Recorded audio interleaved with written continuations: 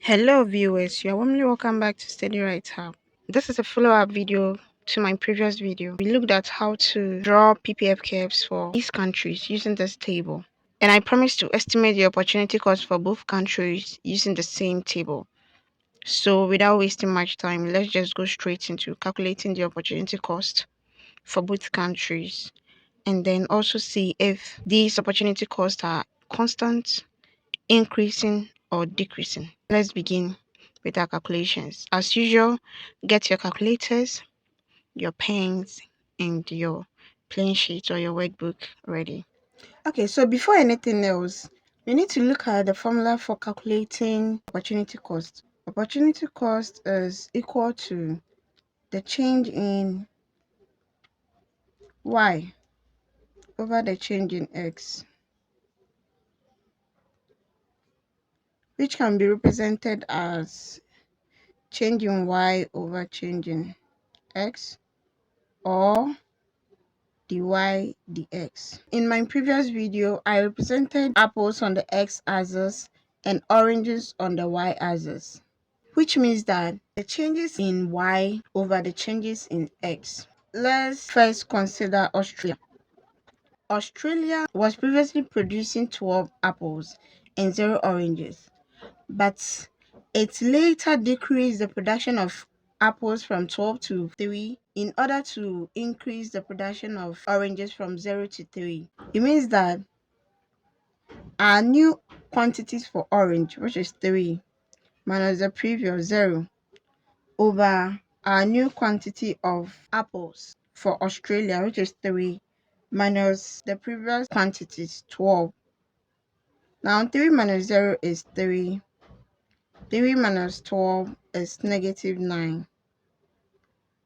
1, 3 cancels 9, 3. So we have negative 1 over 3. But we need the absolute figure. The absolute figure, you can actually convert it into decimal points or whole number or anything else apart from the fraction.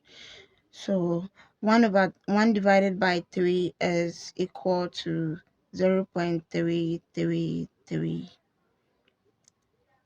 Australia went further to reduce the production of apples from 3 to 0 and then increase the production of oranges from 3 to 4.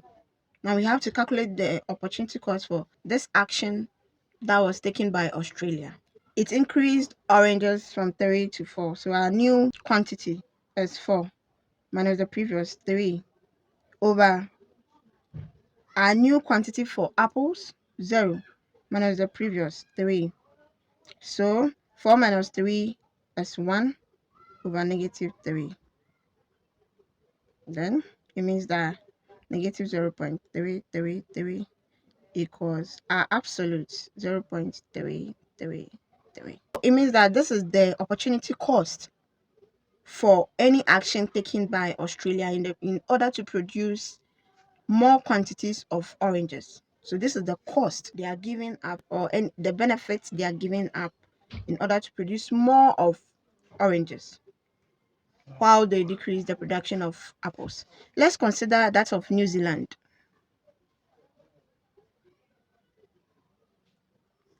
New Zealand also tried to reduce the production of apples from 6 to 3 in order to increase the production of oranges from 0 to 3. The new quantity for orange for New Zealand is 3. The previous one is 0 over new of apples, 3 minus previous 6. 3 minus 0 is 3. 3 minus 6 is negative 3. So we have negative 1. We need our absolute, which is equal to 1. New Zealand went ahead to further reduce the production of apples from 3 to 0 to increase the production of oranges from 3 to 6. Let's do that as well. Let's calculate for the opportunity cost for this as well. New quantity for oranges 6 minus the previous 3 over new quantities of apples 0 over the previous quantities of apples 3. So 6 minus 3 is 3. 0 minus 3 is negative 3. It's also equal to negative 1. We need the absolute, so which is equal to 1. We are done with the calculation of the opportunity cost for both New Zealand and Australia, but we had a follow-up question on this, which stated that we should identify whether these are constant, increasing, or decreasing. Constant opportunity cost actually means that the country is giving out the same quantities of apples in order to increase the production of oranges. Increasing means that the countries are trying to decrease on an increasing basis to increase the production of oranges. So let's say that it has to decrease the production of apples by one in order to increase the production of oranges. And then in the next production, it went further to decrease the production of apples by two in order to increase the production of orange. That is an increasing opportunity cost. On the other hand, the decreasing opportunity cost means that the countries are giving up the production of apples on a decreasing basis. So if it gave up two quantities of apples in order to increase the production of oranges, in the next production it will rather give up one of apples in order to increase orange. That is a decreasing opportunity cost. Now let's go back to our calculation and identify if the production costs that we calculated are constant, increasing, or decreasing. And I believe you'll be able to identify which kind of opportunity cost we had in our calculation as soon as possible. The first opportunity cost for Australia was 0.33, and our second one is also 0.33. This is an indication of a constant opportunity cost. So obviously, Australia has a constant opportunity cost. New Zealand also had 1 and 1, which is obviously an indication of a constant opportunity cost. A constant opportunity cost. So both countries have constant opportunity cost. Both countries have constant opportunity cost. Well, this brings us to the end of our lesson today, and I believe it did you good.